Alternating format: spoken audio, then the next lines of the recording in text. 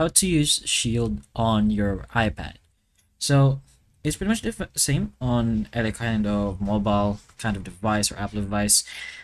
And on your computer, something like that, you right click to shield. But in your mobile device or your iPad, you can go ahead and just crouch to shield yourself. Let's go ahead and give ourselves a better view so we can actually see the shield that is being in use. So let's go ahead to our video and go to our third person front like so, and then resume the game. And then that's pretty much it. You crouch like so, and then the shield will be in use. We can't really test it. We don't have any skeletons or any kind of range projectile coming at us or any other player, since there's no players playing this game or server. But that's how you use the shield on supposedly your iPad inside Minecraft.